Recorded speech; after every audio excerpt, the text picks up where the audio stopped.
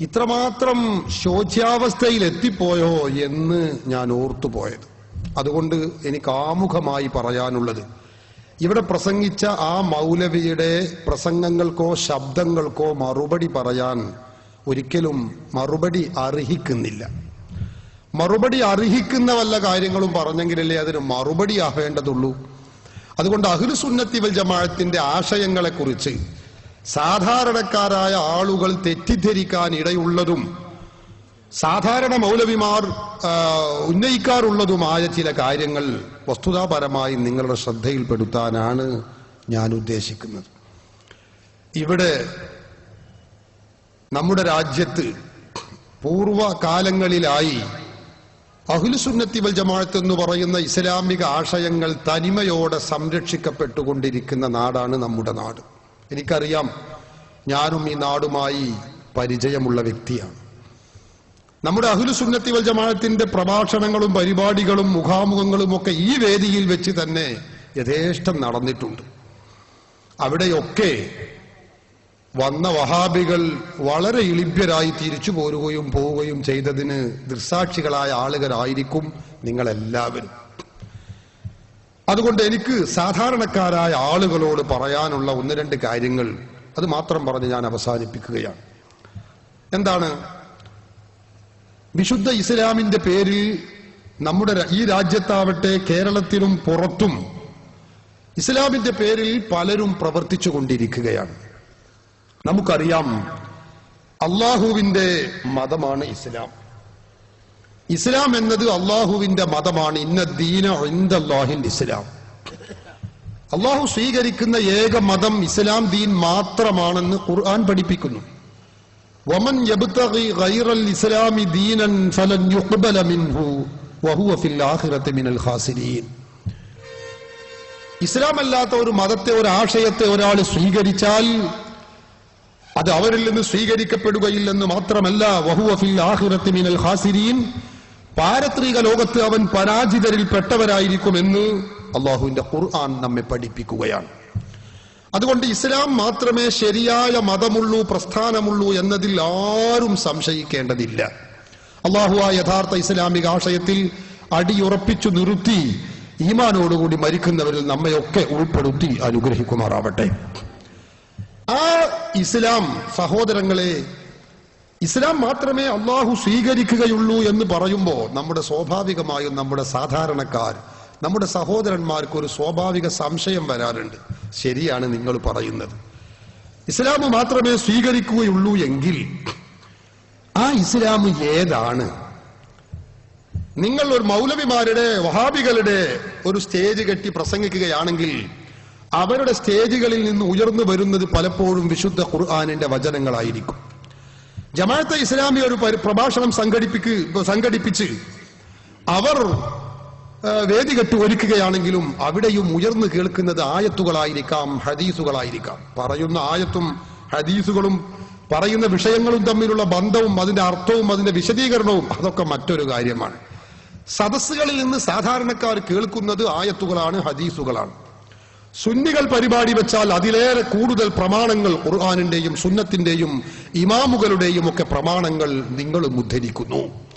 സാധാരണക്കാരായ ഞങ്ങൾ ഇതിൽ ആശയക്കുഴപ്പത്തിലായിരിക്കുകയാണ്. ഏതാണ് ശരിയായ ഇസ്ലാം എന്നറിയാതെ ഞങ്ങൾ വിഷണ്ണരായിരിക്കുകയാണ് എന്ന് നമ്മുടെ പല സഹോദരന്മാരും പലപ്പോഴും പറയാറുണ്ട്. ഈ സംശയത്തിന്റെ മറുപടി മാത്രം ഞാൻ ആമുഖമായി സൂചിപ്പിച്ച് മറ്റ് വിഷയങ്ങളിലേക്ക് ഞാൻ കടന്നുവരും. സഹോദരങ്ങളെ, ഇത് സ്വാഭാവികമായ ഒരു സംശയമാണ്, ഞാൻ ആരെയും കുറ്റപ്പെടുത്തുകയല്ല.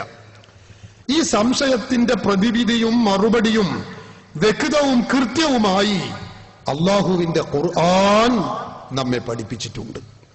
നമുക്കൊക്കെ പരിചിതമായ വിശുദ്ധ സൂറത്തുൽ ഫാത്തിഹ നമുക്കറിയില്ലേ? ആ ഫാത്തിഹ സൂറത്ത് ഖുർആനിലെ ഏറ്റവും ശ്രേഷ്ഠമായ സൂറത്താണെന്ന് ഹബീബ് മുഹമ്മദ് റസൂലുള്ളാഹി സ്വല്ലല്ലാഹു അലൈഹി വസല്ലം തങ്ങൾ പഠിപ്പിക്കുകയാണ്. ആ ഫാത്തിഹ സൂറത്തിലൂടെ അള്ളാഹു പഠിപ്പിക്കുന്നത് കാണാം, നമ്മോടൊക്കെ നിർദ്ദേശിക്കുകയാണ്, നിർബന്ധമായും നിങ്ങൾ പ്രാർത്ഥിച്ചുകൊണ്ടേയിരിക്കണം. എന്താണ്? ഇഹ്ദിനസ് സിറാത്തുൽ മുസ്തഖീം. പടച്ചവനെ, സിറാത്തുൽ മുസ്തഖീം, നേരായ മാർഗത്തിലേക്ക് ഞങ്ങളെ നീ ചേർത്തി തരണമേ എന്ന് നിങ്ങളൊക്കെ പ്രാർത്ഥിക്കണമെന്ന് അള്ളാഹുവിന്റെ ഖുർആൻ നമ്മെ പഠിപ്പിക്കുകയാണ്.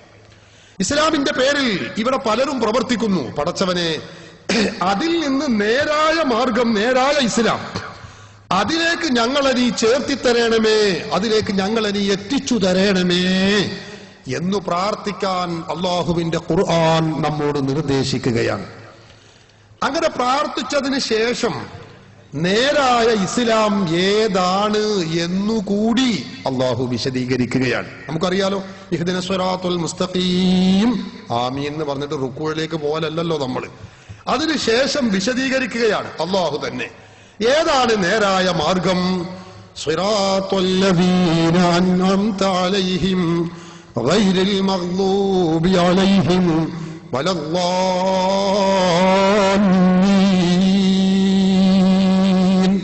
അള്ളാഹുവിന്റെ ഖുർആൻ പഠിപ്പിക്കുകയാണ്. നേരായ മാർഗമെന്ന് പറഞ്ഞാൽ അള്ളാഹു പറഞ്ഞു സ്വറാത്തുൽ ലദീന അൻഅംത അലൈഹിം, അള്ളാഹു അനുഗ്രഹിച്ച ആളുകളുടെ മാർഗമാകുന്നു. അള്ളാഹു അനുഗ്രഹിച്ച ആളുകളുടെ മാർഗമാണ് നേരായ മാർഗമെന്ന് അള്ളാഹു പഠിപ്പിക്കുകയാണ്. ഗൈറിൽ മഗ്ലൂബി അലൈഹിം വലദ്ദാല്ലീൻ, അള്ളാഹു അനുഗ്രഹിച്ച ആളുകളുടെ ആ മാർഗം, അവർ വഴിപിഴച്ചവരല്ല, അവർ ബിദ്അത്തുകാരല്ല, അവർ ശിർക്കിന്റെ ആളുകളല്ല. ഗൈറിൽ മഗ്ലൂബി അലൈഹിം, അള്ളാഹു ദേഷ്യപ്പെട്ട ആളുകളുമല്ല. അള്ളാഹുവിന്റെ ഖുർആൻ നമ്മെ പഠിപ്പിക്കുകയാണ്. അപ്പൊ അള്ളാഹു അനുഗ്രഹിച്ച ആളുകളുടെ മാർഗമാണ് ശരിയായ മാർഗം, ദീൻ, ശരിയായ പാത എന്ന് ഖുർആൻ പഠിപ്പിക്കുകയാണ്. അള്ളാഹു അനുഗ്രഹിച്ചവരെന്ന് പറഞ്ഞാൽ അതാരാണ്? അതും അള്ളാഹു തന്നെ പഠിപ്പിച്ചത് കാണാം മറ്റൊരായത്തിൽ. وَمَن يُطِعِ اللَّهَ وَالرَّسُولَ فَأُولَٰئِكَ مَعَ الَّذِينَ أَنْعَمَ اللَّهُ عَلَيْهِمْ مِنَ النَّبِيِّينَ وَالصِّدِّيقِينَ وَالشُّهَدَاءِ وَالصَّالِحِينَ. അള്ളാഹു പറയുന്നു, അള്ളാഹു അനുഗ്രഹിച്ചവരെന്ന് പറഞ്ഞാൽ മിനൻ നബിയീന, പ്രവാചകന്മാർ, വസ്സിദ്ദീഖീന, സിദ്ദീഖുകൾ, അള്ളാഹുവിൽ അങ്ങേയറ്റം വിശ്വസിച്ച് പ്രവാചകനെ കുറിച്ച് അമിതമായ വിശ്വാസം വെച്ച് പുലർത്തുന്ന സിദ്ദീഖുൽ അക്ബർ നിങ്ങൾ കേട്ടിട്ടില്ലേ? അങ്ങനെയുള്ള സിദ്ദീഖീങ്ങൾ, സ്വഹാബികളിൽ പ്രമുഖരായിട്ടുള്ള ആളുകൾ അവരാണ്. വശുഹദായി, രക്തസാക്ഷികൾ, ശുഹദാക്കൾ, വസ്വാലിഹീൻ, സജ്ജനങ്ങൾ. അപ്പൊ അള്ളാഹു അനുഗ്രഹിച്ചവരെ ഖുർആൻ തന്നെ പരിചയപ്പെടുത്തി തരികയാണ്. പ്രവാചകന്മാർ, സിദ്ദീഖീങ്ങൾ, ശുഹദാക്കൾ, സാലിഹുകൾ, സജ്ജനങ്ങൾ. ഈ സജ്ജനങ്ങളും മഹത്തുക്കളും, നമ്മുടെ ഭാഷയിൽ പറഞ്ഞാൽ മഹാത്മാക്കൾ, മഹത്തുക്കൾ, ഇവർ നിലനിന്ന മാർഗം സിറാത്തുൽ ലദീന അൻഅംത അലൈഹിം, അള്ളാഹു അനുഗ്രഹം ചൊരിഞ്ഞ ഈ വിഭാഗമുണ്ടല്ലോ, മഹാത്മാക്കൾ, സജ്ജനങ്ങൾ എന്ന് നമ്മൾ പറയുന്ന അവരുടെ മാർഗമാണ് നേരായ മാർഗമെന്ന് അള്ളാഹുവിന്റെ ഖുർആൻ നമ്മെ പഠിപ്പിക്കുകയാണ്. സാധാരണക്കാരായ നമ്മുടെ സംശയം ഇവിടെ തീരുകയാണ്. അവരുടെ സ്റ്റേജിൽ നിന്ന് കേൾക്കുന്നത് ആയത്താണ്, ഇപ്പുറത്തെ സ്റ്റേജിൽ നിന്നും ആയത്തും ഹദീസുകളാണ് കേൾക്കുന്നത്, അപ്പുറത്തുള്ളവരും ആയത്തും ഹദീസും തന്നെയാണ് കേൾക്കുന്നത് എന്ന സംശയത്തിന്റെ മുനയൊടിക്കുകയാണ് ഖുർആൻ. അങ്ങനെ നിങ്ങൾ ആയത്ത് കേട്ടു എന്നതുകൊണ്ട് ബേജാറാകേണ്ടതില്ല. ശരിയായ ഇസ്ലാം അറിയണമോ? സിറാത്തുൽ ലദീന അൻഅംത അലൈഹിം, അല്ലാഹു അനുഗ്രഹിച്ച സജ്ജനങ്ങൾ, മഹത്തുക്കൾ ഉണ്ടല്ലോ, അവരുടെ മാർഗമാണ് നേരായ മാർഗം. സജ്ജനങ്ങൾ കാണിച്ചു തന്ന ആശയങ്ങൾ, സജ്ജനങ്ങൾ കാണിച്ചു തന്ന ആചാരങ്ങൾ, സജ്ജനങ്ങൾ കാണിച്ചു തന്ന മാതൃകകൾ, കർമ്മങ്ങൾ, ഇതാണ് നേരായ ഇസ്ലാം എന്ന് അള്ളാഹു പഠിപ്പിക്കുകയാണ്. ഞാനൊന്ന് ചെറിയ ലളിതമായ ഒരു കാര്യം നിങ്ങളോട് ചോദിച്ചോട്ടെ സഹോദരങ്ങളെ. ഇവിടെ ഖുർആൻ പറഞ്ഞത് എത്ര ലളിതമായ ഒരു ആശയമാണ്, നമ്മൾക്ക് എല്ലാവർക്കും തിരിയുന്ന ഒരു യാഥാർത്ഥ്യം. നേരായ ഇസ്ലാം ഏതാണ് എന്ന് വിശദീകരിച്ച് തരുന്നിടത്ത് അള്ളാഹു പ്രയോഗിച്ചത് സിറാത്തുൽ ഖുർആനി വസുന്ന, ഖുർആനിന്റെയും സുന്നത്തിന്റെയും മാർഗം എന്നല്ല. ശരിയായ ഇസ്ലാം എന്ന് പറഞ്ഞാൽ അത് ഖുർആനിന്റെയും സുന്നത്തിന്റെയും മാർഗം തന്നെയാണ്. ഈ നാളെ വന്ന് വലിയ ആനത്തലയായിട്ട് അത് പറയണ്ട. ഖുർആനിന്റെയും സുന്നത്തിന്റെയും മാർഗം തന്നെയാണ് ശരിയായ ഇസ്ലാം. നമ്മളെല്ലാവരും ഉറച്ചു വിശ്വസിക്കുന്നു. പക്ഷെ അത് വിശദീകരിച്ച് തരുന്നിടത്ത്, പരിചയപ്പെടുത്തി തരുന്നിടത്ത് അള്ളാഹു സ്വീകരിച്ച ശൈലിയാണ് നമ്മൾ ചിന്തിക്കേണ്ടത്. എന്തേ അള്ളാഹു പറഞ്ഞത് ഇഹ്ദിന സിറാത്തുൽ മുസ്തഖീം, നേരായ മാർഗത്തിലേക്ക് ഞങ്ങളെ നീ ചേർത്തി തരണമേ. നേരായ മാർഗമെന്ന് പറഞ്ഞാൽ ഏതാണെന്നോ? സിറാത്തുൽ ഖുർആനി വസ്സുന്നാ. ആമീൻ എന്ന് പറഞ്ഞിരുന്നെങ്കിൽ 3 പദം മതി. നോക്കുങ്ങൾ, ഖുർആൻ എന്ന് പറഞ്ഞാൽ നമ്മൾ സാധാരണ വർത്തമാനം പറയുന്ന മാതിരിയുള്ള ഗ്രന്ഥമല്ല. ഒരു ഹർഫ് കൂടുന്നുണ്ടോ, ഒരു പദം കൂടുന്നുണ്ടോ, അതിന് അതിൻ്റെതായ ആശയമുണ്ടാവും. നമ്മളൊക്കെ സംസാരത്തിൽ, ഇപ്പൊ ഞാനാവട്ടെ നിങ്ങളാവട്ടെ വേണ്ട, നമ്മളൊക്കെ കത്ത് എഴുതുന്ന ആളുകളാണ്. ഒരു പേജ് കത്ത് എഴുതി നോക്കുന്നുണ്ട്. എഴുതി നോക്കിയിട്ട് അവസാനം വായിച്ചാൽ ഉണ്ടാവും ഒരു 36 പിന്നെ. എന്നിരുന്നാലും തന്നെയുമല്ല, പിന്നെ പിന്നെ പിന്നെ പിന്നെ ഒന്നും ഉണ്ടായിട്ടല്ല, പിന്നെ പിന്നെ ഇങ്ങനെ ഉണ്ടാവും. അത് നമ്മുടെ സംസാരമാണ്. പക്ഷെ ഖുർആൻ അങ്ങനെയല്ല. ഖുർആനിൽ ഒരു പദമുണ്ടോ, അതിന് അതിന്റെ ആശയമുണ്ട്. അപ്പൊ ഖുർആനിൽ ഒരു പദം കുറക്കാൻ അള്ളാഹു മൂജസായ ഗ്രന്ഥമാണ് ഖുർആൻ. എന്നിട്ട് അള്ളാഹു ഇങ്ങനെ പറഞ്ഞിരുന്നെങ്കിൽ 3 പദമേ ആകെ ആവശ്യമുള്ളൂ. ഇഹ്ദിന സിറാത്തുൽ മുസ്തഖീം, നേരായ മാർഗത്തിലേക്ക് ഞങ്ങളെ നീ ചേർത്തി തരണമേ. നേരായ മാർഗമെന്ന് പറഞ്ഞാലോ സിറാത്തുൽ ഖുർആനി വസ്സുന്നാ. ആമീൻ. എത്ര എളുപ്പമുണ്ടായിരുന്നു നോക്കുകൾ. പക്ഷെ അള്ളാഹു പറഞ്ഞില്ലല്ലോ. എന്താ അത് പറയാതിരിക്കാനുള്ള കാരണം? ഖുർആന്റെ ആളുകള്, സുന്നത്തിന്റെ ആളുകള് എന്ന് പറഞ്ഞ് ഇവിടെ നേരായ മാർഗത്തിന്റെ മാർഗമെന്ന് പറഞ്ഞാൽ സിറാത്തുൽ ഖുർആനി വസ്സുന്ന, ഖുർആനിന്റെയും സുന്നത്തിന്റെയും മാർഗമാണ്.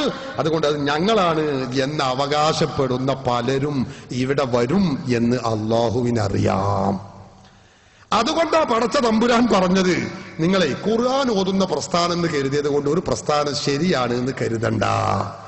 സുന്നത്ത് ഹദീസ് ഓതുന്ന പ്രസ്ഥാനമായതുകൊണ്ട് അത് ശരിയാണ് എന്ന് നിങ്ങൾ വിധി എഴുതണ്ട.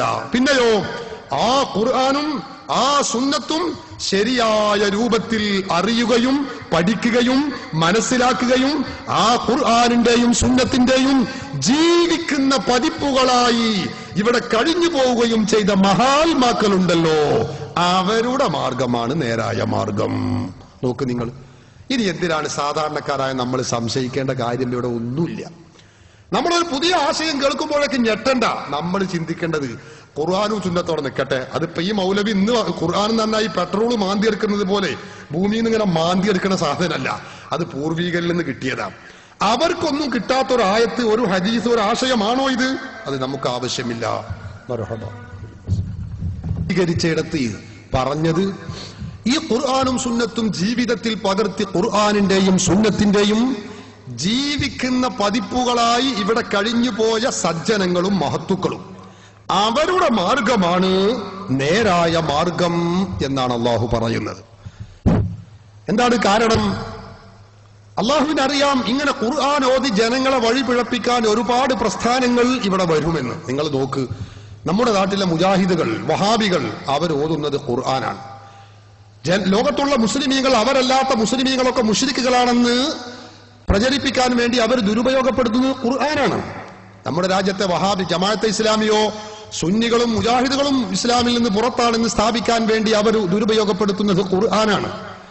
ലോകത്ത് ഇസ്ലാമിൽ നിന്ന് പുറത്തു പോയവരാണെന്ന് മുസ്ലിം ലോകം വിധി എഴുതിയ ഖാദിയാനികൾ, മിർസ ഗുലാം മുഹമ്മദ് ഖാദിയാനി എന്ന് പറയുന്ന തലക്ക് സുഖമില്ലാത്ത മൂത്രവാർച്ചക്കാരനായ ഒരു മനുഷ്യൻ പ്രവാചകനാണ് എന്ന് സ്ഥാപിക്കാൻ വേണ്ടി ശ്രമിക്കുന്നതും ഖുർആനിക വചനങ്ങളാണ് ദുരുപയോഗപ്പെടുത്തുന്നത്. എന്തിനധികം നമ്മുടെ മലപ്പുറം ജില്ലയിലെ മഞ്ചേരിയിൽ പ്രവർത്തിച്ചുകൊണ്ടിരിക്കുന്ന മർക്കസുൽ ബിഷാറ സുവിശേഷ കേന്ദ്രം, അവിടെ അതിന്റെ ഡയറക്ടർ ഫാദർ അലവി, അദ്ദേഹം തന്റെ മർക്കസുൽ ബിഷാറയിൽ നിന്ന് സൗജന്യമായി നൽകിക്കൊണ്ടിരിക്കുന്ന ലഘുലേഖകളിൽ ഒരു പേജിൽ ഒരു 3 ആയത്തെങ്കിലും ചുരുങ്ങൂല. എന്താ അതിൽ പറയുന്നത്? ഖുർആന്റെ അടിസ്ഥാനത്തിൽ ചിന്തിച്ചാൽ ക്രിസ്തു മതമാണ് ശരിയായ മതം എന്നാണ് അദ്ദേഹം പറയുന്നത്. അപ്പൊ എല്ലാവരും ഓതുന്നത് ആയത്തുകളാണ്, ഹദീസുകളാണ്. ഇതുകൊണ്ടാണ് പടച്ച തമ്പുരാൻ പറഞ്ഞത്, നേരായ ഇസ്ലാം നിങ്ങൾക്ക് മനസ്സിലാകണമോ, ആ ഖുർആനിന്റെയും സുന്നത്തിന്റെയും ജീവിക്കുന്ന പതിപ്പുകളായി കഴിഞ്ഞുപോയ മഹാത്മാക്കൾ, സജ്ജനങ്ങൾ, മഹത്തുക്കൾ, അവർ കാണിച്ചു തന്ന ആചാരങ്ങൾ, അവർ പഠിപ്പിച്ചു തന്ന വിശ്വാസങ്ങൾ, ആ സജ്ജനങ്ങളുടെ പാത, അതാണ് നേരായ മാർഗം, അതാണ് സ്വർഗത്തിലേക്ക് എത്തുന്ന മാർഗം. സഹോദരന്മാരെ, ഈ മാർഗത്തിനാണ് അഹ്ലു സുന്നത്തി വൽ ജമാഅത്ത് എന്ന് പറയുന്നത്. ഹബീബ് മുഹമ്മദ് റസൂലുള്ളാഹി സ്വല്ലല്ലാഹു അലൈഹി വസല്ലം തങ്ങൾ പറഞ്ഞു, സതഫ്തരിഖു ഉമ്മത്തി അലാ 73 ഫിർഖ, എന്റെ സമുദായം 73 വിഭാഗമായി തീരും. അല്ലാഹുവിന്റെ റസൂൽ പറഞ്ഞു സതഫ്തരിഖു ഉമ്മത്തി എന്നാണ്. ഇമാം തഫ്താസാരിയെ പോലുള്ള പണ്ഡിതന്മാർ വിശദീകരിച്ചത് കാണാം. എന്റെ ഉമ്മത്ത് എന്ന് പറഞ്ഞാൽ അതുകൊണ്ട് വിവക്ഷിക്കുന്നത് ഖുർആനും സുന്നത്തും അംഗീകരിക്കുന്നവരാണെന്ന് പറയുന്നവർ തന്നെ 73 വിഭാഗമാകും. എന്നിട്ടോ അള്ളാഹുവിന്റെ റസൂല് പഠിപ്പിച്ചു കുല്ലുഹും ഫിന്നാർ ഇല്ലാ വാഹിദ, 72 നരകത്തിലാണ്, ഒരു വിഭാഗമേ സ്വർഗത്തിലുള്ളൂ. സ്വഹാബത്ത് ചോദിച്ചു മൻഹും യാ റസൂലല്ലാഹ്, ആരാണ് നബിയെ ആ സ്വർഗത്തിലേക്ക് പോകുന്നവർ? ഈ ചോദ്യത്തിന്റെ മറുപടി ഇമാം ഹാഫിദ് അബുൽ ലൈസ് തന്റെ കിതാബ് തംബീഹിൽ ഉദ്ധരിക്കുന്ന ഹദീസിൽ കാണാം. നബി സല്ലല്ലാഹു അലൈഹി വസല്ലം തങ്ങൾ പറയുന്നു, സ്വർഗത്തിലേക്ക് പോകുന്നവർ ആരാണെന്നോ? ഖാലഹും അഹ്ലുസ് സുന്നത്തി വൽ ജമാഅ, സ്വർഗത്തിലേക്ക് പോകുന്നവർ അഹ്ലുസ് സുന്നത്തി വൽ ജമാഅത്ത് മാത്രമാണ്. അല്ലാഹുവിന്റെ റസൂൽ പഠിപ്പിക്കുകയാണ്. അപ്പൊ അഹ്ലുസ് സുന്നത്തി വൽ ജമാഅത്ത് മാത്രമാണ് ശരിയായ ഇസ്ലാം.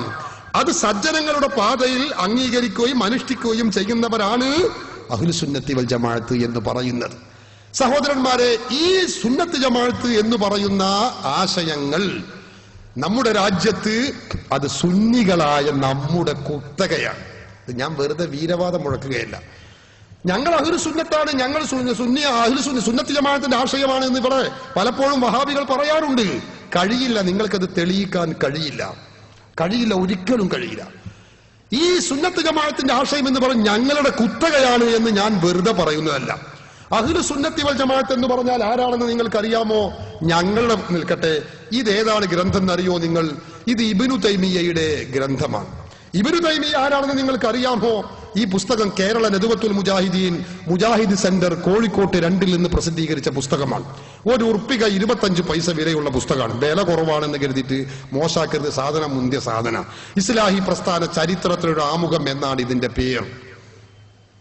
ഇടയ്ക്ക് ഞാനൊന്ന് പറയുന്നു, സ്വാഗതത്തിൽ പറഞ്ഞു, ഞാൻ ഈ പറയുന്ന കാര്യങ്ങളിൽ ആർക്ക് എന്ത് സംശയമുണ്ടെങ്കിലും മുജാഹിദുകളെ റേഡിയോ ശൈലിയാക്കേണ്ട, ആർക്ക് വേണമെങ്കിലും വന്ന് ചോദിക്കാം, നോക്കാം.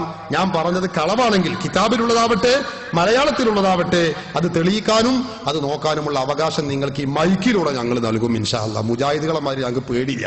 ഞങ്ങൾ പറഞ്ഞത് 100% ശരിയാന്ന് ഞങ്ങൾക്ക് ഉറപ്പാണ്. അറബിയിലുള്ള കിതാബാണ്, അറബി വായിക്കാൻ അറിയണം എന്നൊരു നിബന്ധന മാത്രമേ എനിക്ക് പറയാനുള്ളൂ, വേറൊന്നുമില്ല.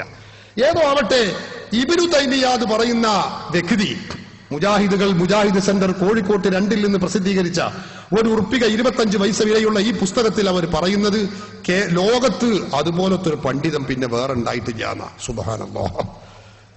ഏത് ഇബ്നു തൈമിയ്യ പോലത്തെ ഒരു പണ്ഡിതൻ ലോകത്ത് വേറെ ഉണ്ടായിട്ടില്ല. ആയിക്കോട്ടെ, ഞങ്ങൾക്ക് എതിർപ്പില്ല. അങ്ങനെയാണെങ്കിൽ നിങ്ങൾ പറഞ്ഞത് ഞങ്ങൾ അംഗീകരിക്കുന്നു. ആ നിങ്ങൾ പറഞ്ഞ ഇബ്നു തൈമിയ്യയുടെ ഗ്രന്ഥമാണിത്. മജ്മൂഉൽ ഫതാവ എന്ന ഈ പുസ്തകത്തിന്റെ 341 പേജിൽ അദ്ദേഹം പറയുന്നു, അഹ്ലുസ് സുന്നത്തി വൽ ജമാഅത്ത് എന്ന് പറഞ്ഞാൽ ആരാണ്? ശ്രദ്ധിക്കണം നിങ്ങൾ, ഇബ്നു തൈമിയ്യയാണ് പറയുന്നത്. ഹും സലഫുൽ ഉമ്മത്തി വ അയിമ്മത്തുഹാ വമൻ തബിഅഹും ബിഇഹ്സാൻ. ഇബ്നു തൈമിയ്യ പറയാ, അഹ്ലുസ് സുന്നത്തി വൽ ജമാഅത്ത് എന്ന് പറഞ്ഞാൽ ഹും സലഫുൽ ഉമ്മത്തി, ഈ ഉമ്മത്തിൽ കഴിഞ്ഞുപോയ പൂർവീകരാകുന്നു. സലഫുൽ ഉമ്മത്തി എന്ന ഉമ്മത്തിലുള്ള സലഫികളാകുന്നു എന്ന് അർത്ഥം വെച്ച് കൊടുക്കാൻ നിൽക്കണ്ട, ഇനി വല്ല വഹാബികളുണ്ടെങ്കിൽ. ഈ സലഫുൽ ഉമ്മത്തി ഈ ഉമ്മത്തിൽ കഴിഞ്ഞുപോയ പൂർവീകരാകുന്നു. ഈ സമുദായത്തിൽ കഴിഞ്ഞുപോയ ഇമാമുകളുമാകുന്നു. ഇമാമുൽ ആളം അബൂ ഹനീഫ, ഇമാം മാലിക്, ഇമാം ഷാഫിഈ, ഇമാം മുഹമ്മദ് ബിൻ ഹംബൽ, ഇമാം ഗസാലി, ഇമാം നവവി പോലെയുള്ള ഇമാമുകളുമാകുന്നു. കഴിഞ്ഞില്ല, അദ്ദേഹം പറഞ്ഞു വമൻ തബിഅഹും ബിഇഹ്സാൻ, അവരെ പിൻപറ്റി ജീവിക്കുന്ന ആളുകളുമാകുന്നു. അവരാണ് അഹ്ലുസ് സുന്നത്തി വൽ ജമാഅത്ത്. ഇതാരാ പറയുന്നത്? ഇബ്നു തൈമിയ്യയാണ്. നിങ്ങൾക്ക് ലോകത്ത് ഇതുപോലത്തെ ഒരു പണ്ഡിതനില്ല എന്ന് മുജാഹിദ് പരിചയപ്പെടുത്തിയ ഇബ്നു തൈമിയ്യയാണ് പറയുന്നത്. അപ്പൊ അഹ്ലുസ് സുന്നത്തി വൽ ജമാഅത്ത് എന്ന് പറഞ്ഞ ആരാ? ഈ സമുദായത്തിലെ പൂർവീകരും സജ്ജനങ്ങളും കഴിഞ്ഞുപോയ ഇമാമുകളും അവരെ അംഗീകരിക്കുന്നവരുമാണ് അഹ്ലുസ് സുന്നത്തി വൽ ജമാഅത്ത് എന്ന് മുജാഹിദുകൾ അംഗീകരിക്കുന്ന ഇബ്നു തൈമിയ്യ പറയുന്നു. ഇനി നിങ്ങൾ പറയൂ, ആരാണ് ഈ ഇമാമുകളെയും പൂർവീകരെയും അംഗീകരിക്കുന്നവർ? ആരാ? അത് മുജാഹിദുകളാണോ, ഞങ്ങളാണോ, സുന്നികളാണോ? നമുക്ക് തീരുമാനിച്ചു നോക്കാലോ. ഈ പുസ്തകം തന്നെ ₹1.25 വിലയുള്ള ഈ പുസ്തകത്തിൽ തന്നെ പറയുന്നത് എന്താണെന്നറിയോ? മുജാഹിദുകളുടെ പ്രവർത്തനത്തിന്റെ നേട്ടമായി അവർ പരിചയപ്പെടുത്തുന്നത് തന്നെ എന്താണെന്നറിയോ നിങ്ങൾക്ക്? ഖുർആൻ പറയുന്നത് സിറാത്തുൽ ലദീന അൻഅംത അലൈഹിം, അല്ലാഹു അനുഗ്രഹിച്ച സജ്ജനങ്ങളുടെ മാർഗത്തിൽ ജീവിക്കണം. അതാണ് ശരിയായ ഇസ്ലാം. അതാണ് അഹ്ലു സുന്നത്തി വൽ ജമാഅത്ത് പ്രവാചകർ പഠിപ്പിച്ചു. ഇബ്നു തൈമിയ്യ പറഞ്ഞു, ആ അഹ്ലു സുന്നത്തി വൽ ജമാഅത്ത് എന്ന് പറഞ്ഞാൽ ഈ സമുദായത്തിലുള്ള പൂർവീകരാണ്, ഈ സമുദായത്തിലുള്ള ഇമാമുകളാണ്, ഈ സമുദായത്തിലുള്ള ഇമാമുകളെ അംഗീകരിച്ചു പോരുന്നവരുമാകുന്നു. നാം മുജാഹിദ് പറഞ്ഞത് എന്താണെന്നറിയോ? ഇവരുടെ 1 ഉറുപ്പിക 25 പൈസ വിലയുള്ള ഈ പുസ്തകത്തിൽ പറയുന്നത് മുജാഹിദ് പ്രസ്ഥാനത്തിന്റെ നേട്ടമായി അവർ പറയുന്നത് എന്താണെന്നറിയോ നിങ്ങൾ? ഇമാമുകളുടെയും കിതാബുകളുടെയും പിന്നാലെ പോയിരുന്ന മുസ്ലിമീങ്ങളെ അതിൽ നിന്ന് അടർത്തിയെടുക്കാൻ ഞങ്ങൾക്ക് കഴിഞ്ഞിട്ടുണ്ട്. അത് ഞങ്ങളുടെ ഒരു നേട്ടം തന്നെയാണ്. എങ്ങനെയുണ്ട്? എന്താ അവരുടെ പ്രവർത്തനത്തിന്റെ നേട്ടം? ഇമാമുകളുടെയും കിതാബുകളുടെയും പിന്നാലെ പോയിരുന്ന മുസ്ലിമീങ്ങളെ അതിൽ നിന്ന് അടർത്തിയെടുക്കാൻ ഞങ്ങൾക്ക് കഴിഞ്ഞിട്ടുണ്ട്. അത് വലിയൊരു നേട്ടാണ്. എങ്ങനെയുണ്ട്? അള്ളാഹുവിന്റെ ഖുർആൻ പറഞ്ഞതോ സിറാത്തുൽ ലദീന അൻഅംത അലൈഹിം, അള്ളാഹു അനുഗ്രഹിച്ച സജ്ജനങ്ങളുടെ മാർഗം നിങ്ങൾ അനുധാവനം ചെയ്യണം, അത് പിൻപറ്റണം. ഇബ്നു തൈമിയ്യ പറഞ്ഞതോ അതേ അഹ്ലു സുന്നത്തി വൽ ജമാഅത്ത് ഉള്ളൂ, ആ ഇമാമുകൾ അംഗീകരിക്കണം, അവരാണ് അഹ്ലു സുന്നത്ത്. ഇബ്നു തൈമിയ്യ പറയുന്നു. മുജാഹിദ് പറയുന്നതോ കാര്യം എന്തായാലും ഞങ്ങൾ പ്രവർത്തിച്ചിട്ട് ആ ഇമാമുകളെയും സജ്ജനങ്ങളെയും മാർഗത്തിൽ നിന്ന് ഇവരങ്ങനെ അടർത്തിയെടുക്കാൻ ഞങ്ങൾക്ക് കഴിഞ്ഞിട്ട് വലിയൊരു നേട്ടം തന്നെയാണ്. നോക്ക് നിങ്ങൾ, പറയൂ, നിങ്ങൾ ഭക്ഷണം കഴിക്കുന്ന ആളുകളല്ലേ നമ്മളൊക്കെ? ഇത് ചിന്തിക്കാൻ ഇത്ര വലിയ അപാര ബുദ്ധി ആവശ്യമുണ്ടോ? അഹ്ലു സുന്നത്തി വൽ ജമാഅത്ത് മാത്രമേ സ്വർഗ്ഗത്തിൽ പ്രവേശിക്കുകയുള്ളൂ. അല്ലാഹുവിന്റെ റസൂൽ പഠിപ്പിച്ചതാണ്. അഹ്ലു സുന്നത്തി വൽ ജമാഅത്ത് എന്ന് പറഞ്ഞാൽ സജ്ജനങ്ങളെയും പൂർവികരെയും ഇമാമുകളെയും അംഗീകരിക്കുന്നവരാണ്. അത് ഇബ്നു തൈമിയ്യ പഠിപ്പിച്ചതാണ്. മുജാഹിദ് പറയുന്നതോ അതിൽ നിന്ന് ജനങ്ങളെ അടർത്തിയെടുക്കാൻ ഞങ്ങൾക്ക് കഴിഞ്ഞിട്ടുണ്ട്. അപ്പൊ അതിനർത്ഥം ഈ സജ്ജനങ്ങളുടെയും പൂർവികരുടെയും പാതയിൽ ഞങ്ങളില്ല. ഇതാണ് അതിന്റെ അർത്ഥം. ആർക്കത് തിരിയാത്തത്? ആ കാര്യം ഞാൻ വെറുതെ പറഞ്ഞതല്ല. കഴിഞ്ഞ 80 വർഷക്കാലമായി സുന്നികൾ സമസ്തയുടെ ഉലമാക്കൾ ലോകത്തെ എല്ലായിടത്തും പറഞ്ഞിരുന്ന കാര്യമാണ്, അല്ലേ? പക്ഷെ അന്ന് അത് മുജാഹിദുകൾക്ക് ഏശിയില്ല. ഇപ്പൊ മുജാഹിദ് 2 ആയപ്പോ നോക്കൂ നിങ്ങൾ, ഇത് ഏതാ പുസ്തകം എന്നറിയോ? ഗൾഫ് സലഫിസവും മുജാഹിദ് പ്രസ്ഥാനവും എന്ന പുസ്തകമാണ്. ഇത് എഴുതിയത് സഖാഫിമാരല്ല, സമസ്തയുടെ ആളുകളല്ല. മുജാഹിദ് പണ്ഡിത സംഘടനയുടെ ഒരു വിഭാഗത്തിന്റെ സംസ്ഥാന vice president MI Muhammad Ali Sullami എഴുതിയ പുസ്തകമാണ്. സാക്ഷാൽ സുല്ലമി ഇന്ന് ജീവിച്ചിരിക്കുന്നയാളാണ്. അബ്ദുറഹ്മാൻ സലഫിയുടെ പേടി സ്വപ്നാണ് ഇയാൾ ഇപ്പോഴും. ഏതോ ആവട്ടെ, ആ പുസ്തകത്തിൽ ഇയാൾ പറയുന്നത് നോക്കൂ നിങ്ങൾ. അദ്ദേഹം ഇതിന്റെ ആമുഖത്തിൽ പറയുകയാണ്. അദ്ദേഹം പറയുന്നുണ്ടോ, കേരളത്തിൽ അല്ല, യഥാർത്ഥത്തിൽ ഇസ്ലാഹി പ്രസ്ഥാനത്തോട് കേരളത്തിലെ ഇസ്ലാഹി പ്രസ്ഥാനത്തോട് ലക്ഷ്യത്തിലും മാർഗത്തിലും പൂർണ്ണമായി യോജിപ്പുള്ള ഒരൊറ്റ സംഘടന മറ്റെവിടെയെങ്കിലും ഉള്ളതായി നമുക്കറിയില്ല. എന്തായി പറഞ്ഞത്? ലോകത്ത് 100 കോടിയിലധികം വരുന്ന മുസ്ലിമീങ്ങളുണ്ട്.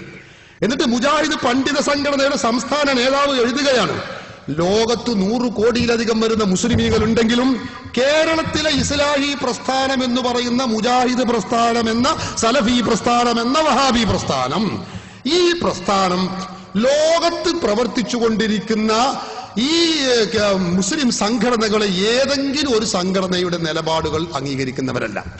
അതായത് കേരളത്തിലെ ഇസ്ലാഹി പ്രസ്ഥാനത്തിന്റെ ലക്ഷ്യവും മാർഗവും അംഗീകരിക്കുന്ന ഒരൊറ്റ മുസ്ലിം സംഘടനയും ലോകത്ത് മറ്റെവിടെയെങ്കിലും ഉള്ളതായി നമുക്കറിയില്ല. അപ്പൊ ഞങ്ങളെ ഈ ആശയം, ഞങ്ങൾ കേരളത്തിലെ ഇസ്ലാഹി പ്രസ്ഥാനം എന്ന് പറയുന്ന ആശയം ഉണ്ടല്ലോ, അത് ഞങ്ങൾ കുറച്ച് മൗലവിമാർ കൂടി മെനഞ്ഞെടുത്ത ക്ഷീണിച്ച മസ്തിഷ്കത്തിൽ നിന്ന് ഉത്ഭവിച്ച ചില ദ്രവിച്ച ആശയങ്ങളാണ് എന്നാണ് ഈ പറഞ്ഞതിന്റെ പച്ചയായ അർത്ഥം. അതാണ് ഞങ്ങളും പറയുന്നത്. അഹ്ലു സുന്നത്തി വൽ ജമാഅത്ത് എന്ന് നാക്കിട്ടടിച്ചത് കൊണ്ടായില്ല, അത് അവകാശപ്പെടാൻ നമ്മുടെ രാജ്യത്തെ വഹാബികൾക്ക് ഒരിക്കലും കഴിയില്ല. ഇത് ഞാൻ വെറുതെ പറയുന്നില്ല. സുന്നികളും വഹാബികളും തമ്മിൽ തർക്കമുള്ള ഏതേത് വിഷയങ്ങൾ എടുത്ത് പരിശോധിച്ചു നോക്കൂ നിങ്ങൾ. ഏതെടുത്ത് പരിശോധിച്ചാലും നമുക്കിത് ബോധ്യപ്പെടും. ഈ സജ്ജനങ്ങളുടെ പാത, അതിൽ നിന്ന് ജനങ്ങളെ തട്ടിമാറ്റിയവരാണ് അവർ എന്ന് അവകാശപ്പെടുന്നത് അവരുടെ പ്രവർത്തന നേട്ടമായി അവർ അവകാശപ്പെടുകയാണ്. പാരമ്പര്യത്തിൽ നിന്ന് മുസ്ലിമീങ്ങളെ വഴിതെറ്റിച്ചു, അത് ഞങ്ങളുടെ നേട്ടമാണ്. എറണാകുളം സമ്മേളനം, മുജാഹിദുകളുടെ സമ്മേളനം, ആ സമ്മേളനത്തിന്റെ സുവനീരെടുത്ത് പരിശോധിച്ചാൽ ഇത് കാണാം.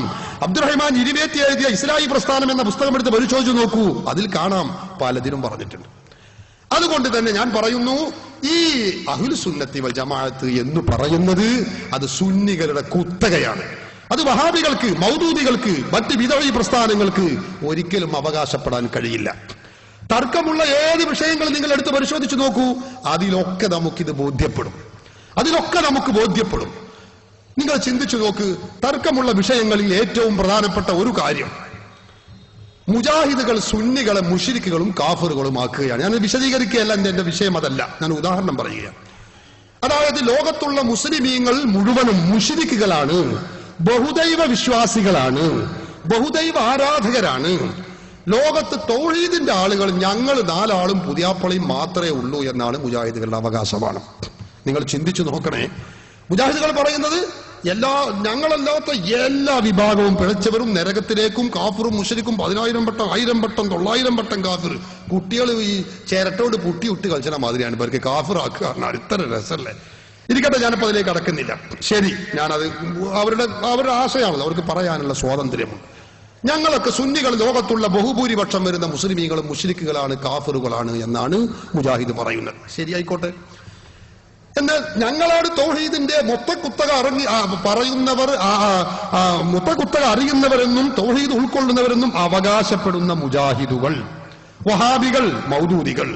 സഹോദരങ്ങളെ, അവരുടെ തൗഹീദിലുള്ള വിശ്വാസവും അവസ്ഥയും എന്താണ്? നിങ്ങളൊന്ന് ചിന്തിച്ചു നോക്ക്. പൂർവികരായ ആളുകളെ, സജ്ജനങ്ങളെ വെട്ടിമാറ്റി അവരെ കൈവെടിഞ്ഞ് നമുക്ക് വായിൽ വരുന്നത് കോതക്ക് പാട്ട് എന്ന് പറഞ്ഞതുപോലെ തോന്നിയത് ഇസ്ലാമാക്കുന്ന ഇവരുടെ ശൈലിയിൽ അള്ളാഹുവിനെ കുറിച്ചുള്ള അവരുടെ വിശ്വാസത്തിൽ വരെ അവർക്ക് അപാകത സംഭവിച്ചു പോയി. എന്താ കാരണം? സജ്ജനങ്ങളെ വെട്ടിമാറ്റി. മുസ്ലിമീങ്ങളെ സംബന്ധിച്ചിടത്തോളം തൗഹീദിൽ ഏറ്റവും മർമ്മപ്രധാനമായിട്ടുള്ളത് അള്ളാഹുവിലുള്ള വിശ്വാസമാണ്. നമുക്കറിയില്ലേ, അള്ളാഹുവിലുള്ള വിശ്വാസമാണ് ഏറ്റവും മർമ്മം. ഈ അള്ളാഹുവിലുള്ള വിശ്വാസത്തെ കുറിച്ച് ഖുർആൻ പരിചയപ്പെടുത്തുന്നത് എങ്ങനെയാണ്? സൂറത്തുൽ ഇഖ്ലാസ്, സൂറത്തു തൗഹീദ് എന്ന് പറയുന്ന സൂറത്ത് ഖുർആനിൽ അള്ളാഹു പഠിപ്പിച്ചത് കാണാം. നമുക്കറിയില്ലേ, ഖുൽ ഹുവല്ലാഹു അഹദ് അല്ലാഹുസ് സ്വമദ് ലം യലിദ് വലം യൂലദ് വലം യകുൽ ലഹു കുഫുവൻ അഹദ്. അല്ലാഹു ഏകനാണ്, നിരാശ്രയനാണ്, ആരുടെയും ഒത്താശ അല്ലാഹുവിന് ആവശ്യമില്ല. ലം യലിദ് വലം യൂലദ്, അവൻ ജനിച്ചിട്ടില്ല, ജനിപ്പിച്ചിട്ടുമില്ല. വലം യകുൽ ലഹു കുഫുവൻ അഹദ്, അവന് സമാനമായി, അവന് തുല്യമായി യാതൊരു വസ്തുവുമില്ല. ഖുർആൻ പഠിപ്പിക്കുന്നു. മറ്റൊരായത്തിൽ ലൈസ കമിസ്ലിഹി ശൈഉൻ വഹുവസ് സമീഉൽ ബസീർ, അല്ലാഹുവിനെ പോലെ തുല്യമായി യാതൊരു ശക്തിയുമില്ല. മുസ്ലിമീങ്ങൾ എല്ലാവരും ഇത് വിശ്വസിക്കുകയാണ്. അല്ലാഹു അത് നമ്മൾ കരുതുന്നത് പോലെയല്ല, അല്ലാഹു നമ്മൾ വിചാരിക്കുന്നത് പോലെയല്ല. നമ്മൾ മദ്രസയിൽ ചെറുപ്പത്തിൽ പഠിച്ചത് നമുക്ക് ഓർമ്മയില്ലേ? ഫല്ലാഹു മൗജൂദുൻ ഖദീമുൻ ബാഖി മുഖാലിഫുൻ ലിൽ ഖൽഖി ബിൽ ഇത്ലാഖി. അല്ലാഹു ഏകനാകുന്നു, ഖദീമാകുന്നു, മുഖാലിഫുൻ ലിൽ ഖൽഖി ബിൽ ഇത്ലാഖി, എല്ലാ അർത്ഥത്തിലും സൃഷ്ടികളോട് എതിരായവനുമാകുന്നു അല്ലാഹു. നമ്മളൊക്കെ പഠിച്ചതാ. എന്നാൽ മുജാഹിദുകൾ അള്ളാഹുവിനെ പരിചയപ്പെടുത്തുന്നത് എങ്ങനെയെന്ന് അറിയോ നിങ്ങൾ? ഇതൊന്നുമല്ല. അവരുടെ വിചാരമാണെങ്കിലോ ഞങ്ങൾ തൗഹീദിന്റെ ആകത്തുകയാണ്, മൊത്തക്കുത്തകയാണ് എന്നാണ് അവരുടെ അവകാശവാദം. നിങ്ങൾ ചിന്തിച്ചു നോക്ക്. ഇത് മുജാഹിദുകളുടെ പണ്ഡിത സംഘടനയുടെ സംസ്ഥാന വൈസ് പ്രസിഡന്റ് എഴുതിയ പുസ്തകം, ഗൾഫ് സലഫിസവും മുജാഹിദ് പ്രസ്ഥാനവും. ആർക്ക് സംശയം ഉണ്ടെങ്കിലും വന്ന് നോക്കാം. അതിന്റെ അപ്പുറം നോക്കാം, അപ്പുറം നോക്കാം, ഒക്കെ നോക്കി സംശയം തീർത്തിട്ട് പോയാൽ മതി നിങ്ങൾ. ഈ പുസ്തകത്തിന്റെ 39-ാമത്തെ പേജിൽ അള്ളാഹുവിനെ കുറിച്ചുള്ള വിശ്വാസം പറയുന്നത് നോക്കൂ നിങ്ങൾ. ഞാൻ വായിക്കാം. എന്താണ്? അള്ളാഹുവിനെ നിരാകാരനായി ചിത്രീകരിച്ചത് സലഫി പണ്ഡിതരുടെ ആദർശങ്ങൾക്ക് വിരുദ്ധമാണ്. അള്ളാഹുവിന് നിരാകാരൻ എന്നൊരു ഗുണവിശേഷം അവർ അംഗീകരിക്കുന്നില്ല. നിരാകാരം എന്ന് പറഞ്ഞാൽ ആകൃതി ഇല്ലാത്തവന്. അപ്പൊ അള്ളാഹു ഒരു ആകൃതി ഇല്ലാത്തവനാണ് എന്ന് പറഞ്ഞത് ശരിയല്ല. പിന്നെ അള്ളാഹ്ക്ക് ഒരു ആകൃതി ഉണ്ട്. നോക്ക് നിങ്ങൾ, നമ്മളൊക്കെ പഠിച്ചെന്താ? നീ മനസ്സിൽ എന്തെങ്കിലും അള്ളാഹിനെ കുറിച്ച് വിചാരിച്ചാൽ അതുപോലെയുമല്ല അള്ളാഹു. അള്ളാഹു കാതില്ലാതെ കേൾക്കുന്നവനാണ്, കണ്ണില്ലാതെ കാണുന്നവരാണ്. അള്ളാഹു കേറെ കാഴ്ചയില്ല എന്നല്ല, കാണും. പക്ഷെ നമ്മളെ പോലത്തെ കണ്ണ് അള്ളാഹുവിനില്ല. നമ്മൾ പഠിക്കുന്നതാ, ചെറുപ്പത്തിലേ നമ്മൾ പഠിച്ചു പോന്നതാ. മുജാഹിദ് പറഞ്ഞത് അങ്ങനെയല്ല. അള്ളാഹുവിനെ നിരാകാരൻ, ഒരാകൃതി ഇല്ല എന്ന് പറഞ്ഞത് ശരിയല്ല. അള്ളാഹ്ക്ക് ആകൃതി ഉണ്ട്. ശരി. എന്നിട്ട് അള്ളാഹിന്റെ ആകൃതി എങ്ങനെ കേട്ടോളിങ്ങൾ. ഇതാ അള്ളാഹുവിന് ആകൃതി അവർ പരിചയപ്പെടുത്തുകയാണ്. അള്ളാഹുവിന് കാലുണ്ട് ഇത് സലഫികൾ കാലില്ല എന്ന് പറഞ്ഞ് ശരിയല്ല. ഇത് സലഫികളുടെ ആദർശത്തെ തന്നെ അവഹേളിക്കലാണ്. അപ്പൊ അള്ളാഹ്ക്ക് കാലുണ്ട്, അള്ളാഹ്ക്ക് ഒരു കാലുണ്ട്. അപ്പൊ അള്ളാഹു എന്ന് പറഞ്ഞ ഒരു കാലുള്ള ഒരു സാധനമാണ്, മനസ്സിലാക്കി വെച്ചോളൂ. ഇനി പറയുന്നുണ്ടോ അള്ളാഹുവിന് കയ്യും കണങ്കാലും ഉണ്ടെന്നത് ഖുർആൻ പഠിപ്പിച്ചതാണ്. അപ്പൊ അള്ളാഹ് കാലുണ്ട് നേരത്തെ ഇപ്പൊ പറഞ്ഞ അള്ളാഹ് കയ്യുണ്ട്. പിന്നെ പറഞ്ഞതോ അള്ളാഹ് കയ്യുണ്ട് കണങ്കാല് വേറെ ഉണ്ട്. എനിക്ക് ഒരുപാട് ചിന്തിച്ചിട്ട് പിടുത്തം കിട്ടിയില്ല. കാലെവിടെ, പിന്നെ അതിന്റെ ശേഷം ഈ കണങ്കാൽ എവിടെ എന്ന് ഞാൻ കുറെ ചിന്തിച്ചു. ഇതുവരെയും പിടുത്തം കിട്ടാത്തൊരു സംഗതിയാണ്. അപ്പൊ എന്താ പറഞ്ഞ അള്ളാഹ് കാലും ഉണ്ട്, കണങ്കാലും ഉണ്ട്, കയ്യും ഉണ്ട്. ഈ പുസ്തകത്തിന്റെ 39-ാമത്തെ പേജ്. ഇനി നിങ്ങൾ ചിന്തിച്ചു നോക്ക്, മുജാഹിദുകൾ തന്നെ പറയുന്നത് അവരുടെ ജമാഅത്തെ ഇസ്ലാമി ഇതിൽ ഒട്ടും പുറകിലല്ല. എൻ ഇബ്രാഹിം മൗലവി എഴുതിയ ബോധനത്തിൽ കാണാം, അവൻ സിംഹാസനസ്ഥനാണ്, അവന് 2 കൈകളുണ്ട്, കണ്ണുണ്ട്, മുഖമുണ്ട്. അതെങ്ങനെയുണ്ട്? അപ്പൊ കുറച്ചുകൂടി വിശദീകരിച്ച് കിട്ടി അള്ളാഹിനെ പറ്റി. നേരത്തെ കാലും കണങ്കാലും നമുക്ക് മനസ്സിലായിട്ടുള്ളൂ. ഇപ്പൊ കൈയുണ്ട്, മുഖവുമുണ്ട്, കണ്ണും ഉണ്ട് എന്നാ പറയുന്നത്. 2 കണ്ണുകളുണ്ട്, 2 കൈകളുണ്ട്. സക്കരിയ സലാഹി എഴുതിയ ഒരു വിവർത്തനം ചെയ്ത മലയാളത്തിലെ പുസ്തകമുണ്ട്. ആ പുസ്തകത്തിൽ പറഞ്ഞത് അള്ളാന്റെ 2 കൈയും വലത്തെ കൈയാണ് എന്നാ. പടച്ചോ മലങ്ങാൻ വല്ല മാർഗമുണ്ടോ? പുസ്തകം വിപണിയിൽ കിട്ടും. മുജാഹിദുകൾ ഇത് കേൾക്കുന്നുണ്ടെങ്കിൽ വാങ്ങി വായിച്ചു നോക്കുക, അപ്പൊ കാണാം. അള്ളാന്റെ 2 കൈയും വലം കൈയാണ്. ഇരിക്കട്ടെ, അത് ഞാൻ പിന്നെ പറയാം. ഏതാവട്ടെ, ഇതങ്ങനെ. ഇനി നിങ്ങൾ നോക്ക്, ഇത് അത്തൗഹീദ് എന്ന് പറയുന്ന പുസ്തകമാണ്. വഹാബിസം ലോകത്ത് ആദ്യമായി ഉണ്ടാക്കിയ വ്യക്തിയാണ് മുഹമ്മദ് ബിൻ അബ്ദുൽ വഹാബ്. അയാൾ എഴുതിയ അറബിയിലുള്ള പുസ്തകമാണ്. ആ പുസ്തകം മലയാളത്തിലേക്ക് ട്രാൻസ്ലേറ്റ് ചെയ്യുന്നത് ഷെയ്ഖ് മുഹമ്മദ് കാരക്കുന്ന് എന്ന ജമാഅത്തെ ഇസ്ലാമിയുടെ വലിയ നേതാവാണ്. അപ്പൊ മുജാഹിദും ജമാഅത്തും അംഗീകരിക്കുന്ന യാഥാർത്ഥ്യമാണ് ഞാൻ പറയാൻ പോകുന്നത്. മുത്തഫഖ് അലൈഹിയായ മസലയാണ്. എന്താണ് പറയുന്നത്? പറഞ്ഞോളൂ. 124-ാമത്തെ പേജ്. അള്ളാഹുവിന്റെ കൈകളെ കുറിച്ച പരാമർശം. ആകാശങ്ങൾ വലതു കൈയിലും ഭൂമി ഇടതു കൈയിലുമാണ്. അപ്പൊ അള്ളാന്റെ ഒരു അവസ്ഥകൾ ചിന്തിച്ചു നോക്കണം. 7 ആകാശങ്ങൾ അള്ളാന്റെ വലത്തെ കയ്യിലും 7 ഭൂമി അള്ളാന്റെ ഇടത്തെ കയ്യിലുമാണ്. പടച്ചോന്റെ ഒരു ഇടങ്ങേറ് നോക്കിയാണ് നിങ്ങൾ. എന്താ ഇതിന്റെ ഒക്കെ ചില്ലറ ഇടങ്ങാറ. 7 ആകാശങ്ങൾ വലത്തെ കയ്യിലും 7 ഭൂമി ഇടത്തെ കയ്യിലും. അള്ളാനെ കുറിച്ച് മുജാഹിദുകളുടെ വിശ്വാസമാണ് ഈ പറയുന്നത്. സംശയമുള്ളവർ ആരുണ്ടെങ്കിലും വന്ന് നോക്കാം, ഒരു എതിർപ്പില്ല. ഈ 100 കണക്കിന് ആളുകളെ മുമ്പിൽ വെച്ച് അത് തെറ്റാണെങ്കിൽ പറയാൻ ഈ മൈക്ക് ഞങ്ങൾക്ക് വിട്ടുതരും. പിന്നെന്താ, അങ്ങനെ നിങ്ങൾ പറയാൻ നിങ്ങളെ സ്ഥലത്തിൽ തയ്യാറാവുമോ? ഞാൻ വരൂല, ഞങ്ങൾ നിന്റെ തോന്നുന്ന കുട്ടികളും വരൂല. ഇവിടെ നമ്മളെ SSFന്റെ ചെറിയ പ്രവർത്തകരുണ്ട്, അവർക്കൊന്ന് വന്ന് ചോദിക്കാണ്ടായിരുന്നു. അതിനൊന്ന് അവസരം കൊടുക്കുമോ? നിങ്ങൾ കൊടുക്കൂല, ഞങ്ങൾക്കറിയാം. എന്താ, നിങ്ങളെ ഒരുപാട് മുറിയേണ്ടടുത്ത് മുറിയും, ഞങ്ങൾക്കറിയാതെ. അപ്പൊ ഇരിക്കട്ടെ സഹോദരന്മാരെ, ഈ പറഞ്ഞതിപ്പോ 7 ആകാശങ്ങൾ വലത്തെ കയ്യിലും 7 ഭൂമി ഇടത്തെ കയ്യിലും. ശരി, അതവിടെ ഇരിക്കട്ടെ. ഇനി നിങ്ങൾ നോക്കൂ, ഇത് മുജാഹിദുകളുടെ മുഖപത്രമായ അൽ മനാർ, വാള്യം 35, ലക്കം 3, പേജ് 9. അതിൽ പറയുന്നത് എന്താണെന്ന് അറിയോ? അള്ളാഹുവിനെ കുറിച്ച് പറയുകയാണ്. അള്ളാഹു എല്ലാ ദിവസവും അർദ്ധരാത്രിയായാൽ 1-ാം ആകാശത്തേക്ക് ഇറങ്ങി വരും. ഹൈറ്റ് എങ്ങനെയുണ്ട്? അള്ളാഹു എല്ലാ ദിവസവും അർദ്ധരാത്രിയായാൽ 12:30 മണിയായാൽ, നമ്മുടെ ഭാഷയിൽ പറയാം, 1-ാം ആകാശത്തേക്ക് അള്ളാഹു ഇറങ്ങി വരും. പിന്നെ എപ്പോഴാ അള്ളാഹു കയറലെന്ന് എനിക്ക് പിടുത്തം കിട്ടിയില്ല. കാരണം ഭൂമി എന്ന് പറഞ്ഞാൽ ചങ്ങാതിമാരെ മുജാഹിദുകൾക്ക് അറിയില്ലെങ്കിലും സ്കൂളിൽ പോണ കുട്ടികൾക്ക് അറിയാം ഭൂമി ഉരുണ്ടതാണ്, അല്ലേ? ഭൂമി ഉരുണ്ടതാകുമ്പോ നമുക്കറിയാം, നമുക്ക് രാത്രിയാകുമ്പോ യൂറോപ്യൻ രാജ്യങ്ങളിൽ പല ഭാഗത്തും പകലാണ്, അല്ലേ? അപ്പൊ അർദ്ധരാത്രി എന്നത് ഓരോ ഭാഗത്തും ഓരോ സമയത്താണ്. 24 മണിക്കൂർ ഓരോ സ്ഥലത്ത് അർദ്ധരാത്രി ഇക്കാരം. അള്ളാഹു ആണെങ്കിലോ നമ്മളെ മാത്രം അള്ളാഹു അല്ലല്ലോ, എല്ലാരെയും അള്ളാഹുവാണ്. അപ്പൊ എല്ലാവർക്കും അർദ്ധരാത്രിയായ ഇറങ്ങും വേണം. അപ്പോഴോ അള്ളാഹു തല ഇറങ്ങന്നെ 12 മണിയായി തുടങ്ങി ഇറങ്ങന്നെ പടച്ചോൻ കുടുങ്ങി കയറാൻ, പിന്നെ അള്ളാഹ്ക്ക് നേരം ഉണ്ടാവൂല.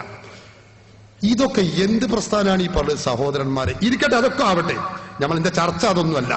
അർദ്ധരാത്രിയായ 12 മണിയായി കഴിഞ്ഞാൽ 1-ാം ആകാശത്തേക്ക് ഇറങ്ങുന്ന, നിങ്ങളെപ്പോ വിഷയം മറക്കരുത്.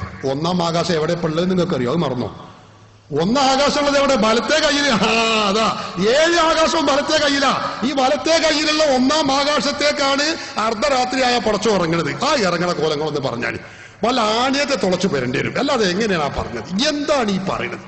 വലത്തെ കയ്യിലുള്ള 1-ാം ആകാശത്തേക്ക് അർദ്ധരാത്രിയായ അള്ളാഹു ഇറങ്ങി വരും എന്ന് പറഞ്ഞാൽ, ഇതാ ഞാൻ പറഞ്ഞത്, ഇവർ ഒരു കഥയില്ല. ഈ പ്രസ്ഥാനം 6-ാം നൂറ്റാണ്ടിൽ ജീവിച്ച് മൃതിയടഞ്ഞ് ചരമഗീതം എഴുതപ്പെടേണ്ടുന്ന ഒരു പ്രസ്ഥാനമാണ്.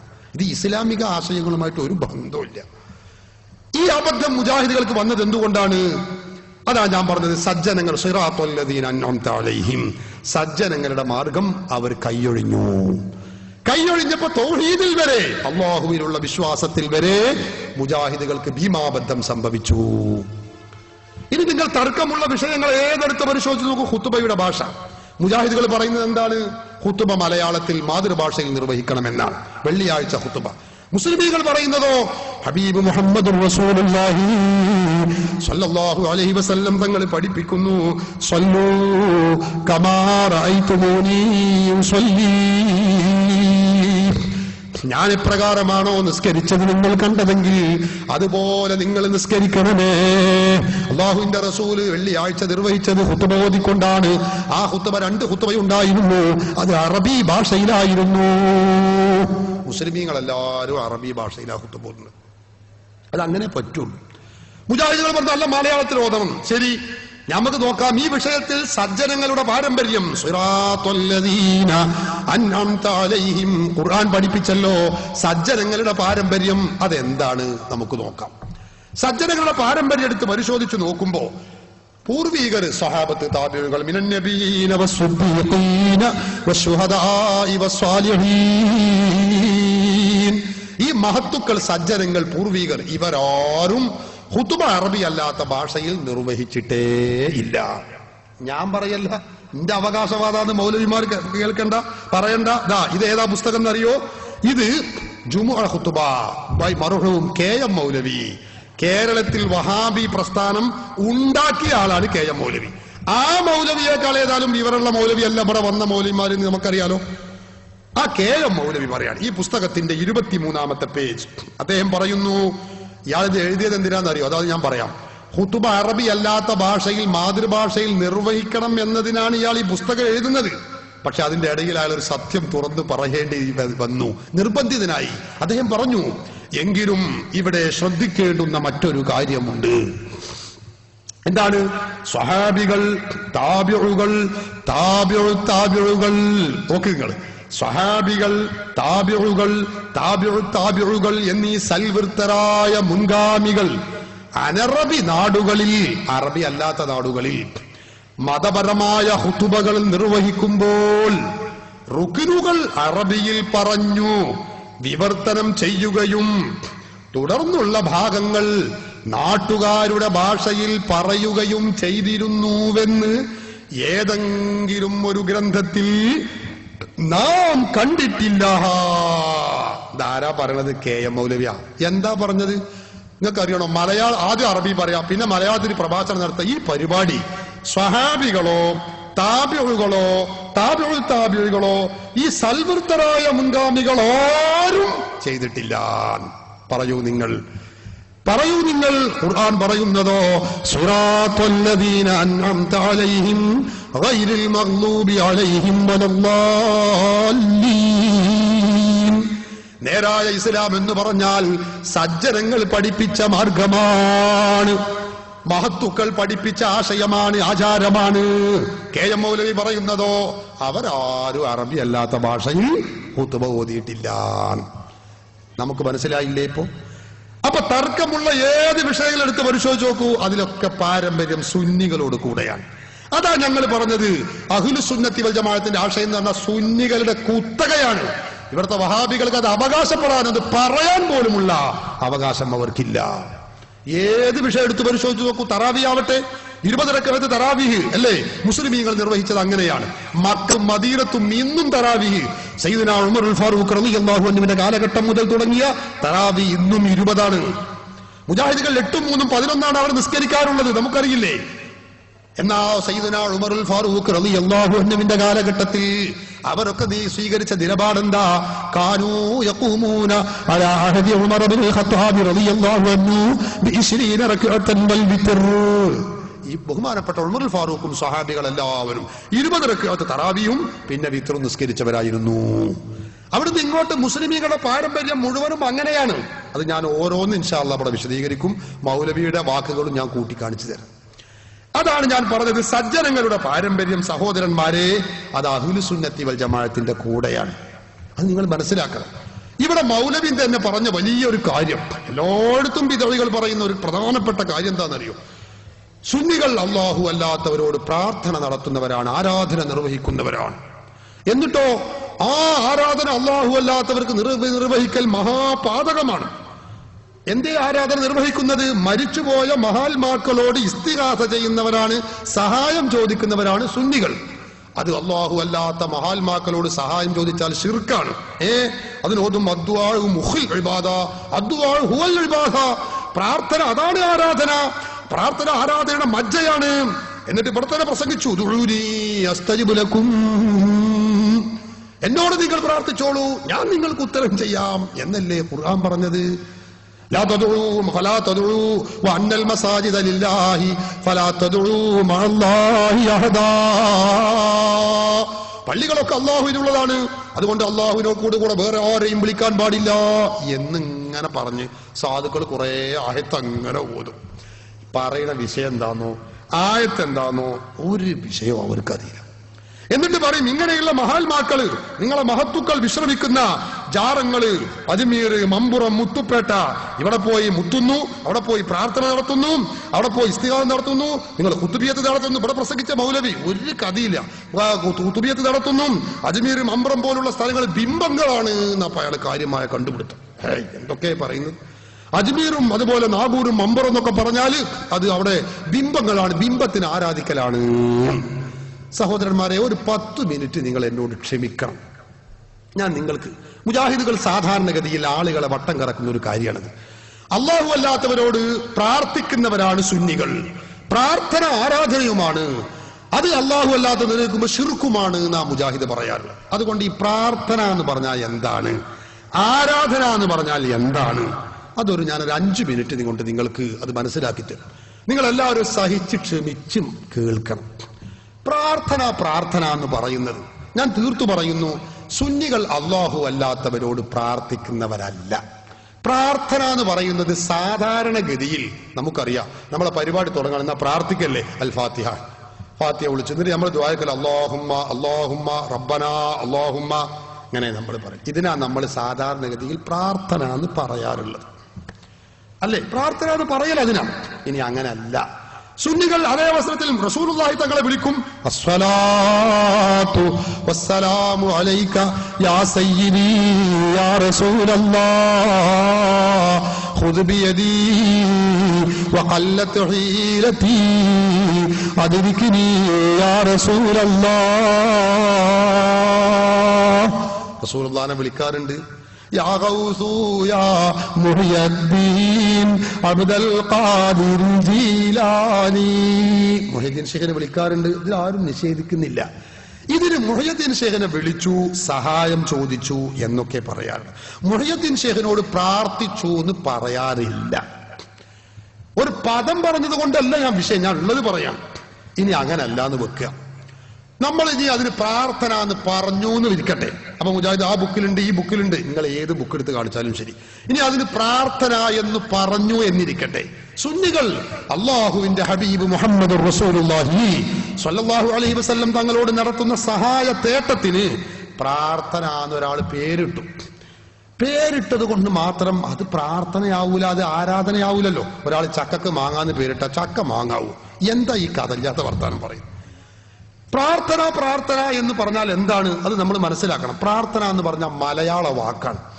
മലയാളത്തിൽ ആ ഡിക്ഷണറികൾ എടുത്ത് പരിശോധിച്ച് നോക്കിയാൽ അറിയാം. പ്രാർത്ഥന എന്ന് പറഞ്ഞാൽ അപേക്ഷിച്ചു, പ്രാർത്ഥിക്കുക, അപേക്ഷിക്കുക, യാചിക്കുക, ചോദിക്കുക, തേടുക, ഇതൊക്കെയാണ് ഈ പ്രാർത്ഥന എന്ന് പറഞ്ഞതിന്റെ അർത്ഥം. അപ്പൊ സുന്നികൾ അല്ലാഹു അല്ലാത്തവരോട് പ്രാർത്ഥിക്കുന്നവരാണ് എന്ന് പറഞ്ഞാൽ അതിന്റെ അർത്ഥം എന്താ? സുന്നികൾ അല്ലാഹു അല്ലാത്തവരോട് അപേക്ഷിക്കുന്നവരാണ്, സുന്നികൾ അല്ലാഹു അല്ലാത്തവരോട് തേടുന്നവരാണ്, സുന്നികൾ അല്ലാഹു അല്ലാത്തവരോട് യാചിക്കുന്നവരാണ്, സുന്നികൾ അല്ലാഹു അല്ലാത്തവരോട് അപേക്ഷിക്കുന്നവരാണ്. ഇതിലെന്താ കുഴപ്പം? അല്ലാഹു അല്ലാത്തവരോട് ഒന്നും ചോദിക്കാൻ പാടില്ലേ?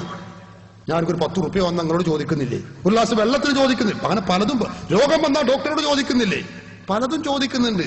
അപ്പൊ അല്ലാഹു അല്ലാത്തവരോട് ചോദിക്കുമ്പോഴേക്ക് മാത്രം അത് ഇസ്ലാമിക വിരുദ്ധമാകുന്നില്ല. ഇത് മനസ്സിലാക്കണം. വെറുതെ ആളുകളെ മുശ്രിക്കും കാഫിറുമാക്കി ചിത്രീകരിച്ചത് കൊണ്ടായില്ല. ഈ പഴയ പോലെ കാല ജനങ്ങളൊക്കെ ഉത്ബുദ്ധരാണ്. വഹാബി പ്രസ്ഥാനത്തിന്റെ തുരുപ്പ് ഷീട്ടുകളെ കുറിച്ച് രാജ്യത്തെ എല്ലാ വിഭാഗം ജനങ്ങളും ഉത്ബുദ്ധരായിട്ടുണ്ട്.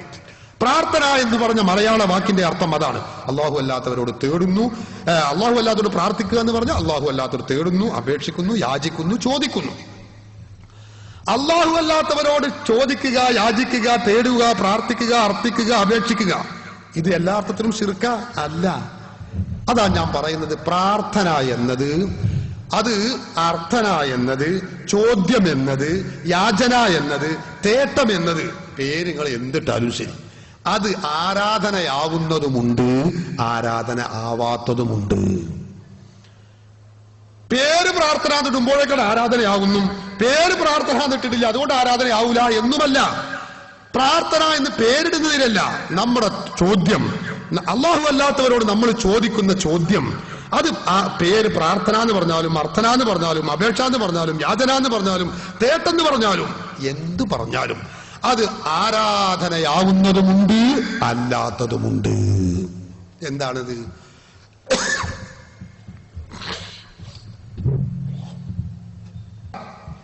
ആരാധനയാവുന്ന യാചന ഏതാ? ആരാധനയാകുന്ന വിനയപ്രകടനം ഏതാ? ആരാധനയാകുന്ന അപേക്ഷ ഏതാ? ഞാൻ പറയുന്നില്ല, മുജാഹിദുകൾ തന്നെ പറയട്ടെ. നമ്മൾ പറഞ്ഞാലേ കുഴപ്പമുള്ളൂ. ഇത് മുജാഹിദുകളുടെ പ്രസിദ്ധീകരണമായ വിചിന്തനമാണ്. പുസ്തകം 2 ലക്കം 40 പേജ് 7. അതിൽ പറയുന്നത് കണ്ടോ, കേവലമായ വണക്കത്തിന് ഇസ്ലാമിൽ ആരാധന എന്ന് പറയില്ല. ഒരു കേന്ദ്രത്തിൽ ദിവ്യത്വം കൽപ്പിച്ചുകൊണ്ട്, എങ്ങനെ ദിവ്യത്വം കൽപ്പിച്ചുകൊണ്ട് അതിന് അദൃശ്യ രീതിയിൽ നമുക്ക് ഗുണദോഷങ്ങൾ വരുത്താൻ കഴിവുണ്ടെന്ന് വിശ്വസിച്ചുകൊണ്ട് ചെയ്യുന്ന വണക്കത്തിനാണ് ആരാധന എന്ന് പറയുന്നത്.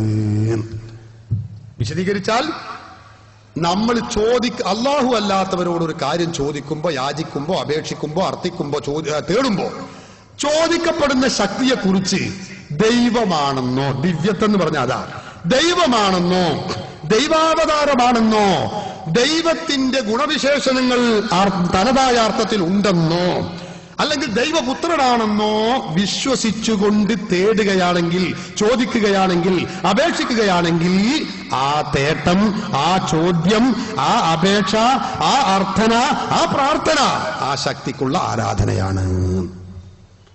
കണ്ടോ നിങ്ങൾ? ഈ ചോദ്യം, ഈ ലക്ഷ്യം, ഈ തേട്ടവും ഈ നിയ്യത്തും ഉദ്ദേശവും ഇല്ലാതെയാണോ ചോദിക്കുന്നത്? അതൊരിക്കലും ആ ശക്തിക്കുള്ള ആരാധനയല്ല. ഞാൻ ഒന്നുകൂടി പറയാം.